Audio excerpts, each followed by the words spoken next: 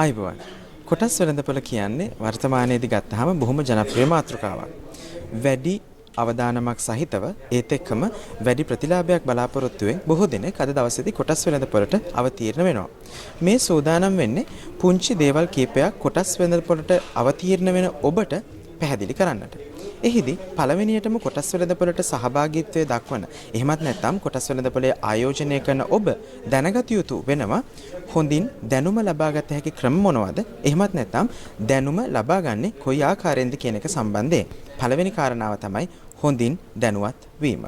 පැහැදිලිවම කතා කළොත් කොටස් වෙළඳපොළට සම්බන්ධ වෙනකොට මූලිකව ඔබ බොහෝ දේ අවබෝධ කරගත යුතු වෙනවා.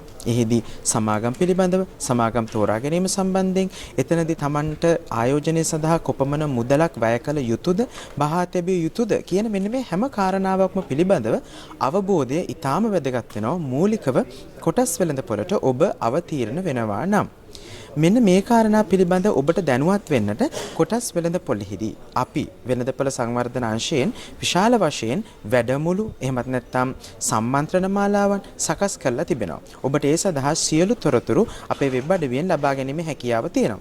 මෙහිදී මූලික මට්ටමේ සිට මූල්‍ය වාර්තා විශ්ලේෂණය දක්වාත් එතනින් එහාට ඔබගේ ආයෝජන කළමනාකරණය කර ගැනීම දක්වා යන විශාල පරාසයක විහිදුණු දැනුමක් ඔබට ඊටාම කෙටි කාලයකින් පුළුල්ව ලබා ගැනීමේ අවස්ථාව කොටස් වෙළඳපොළ විදියට අපි සලසා දීලා තියෙනවා.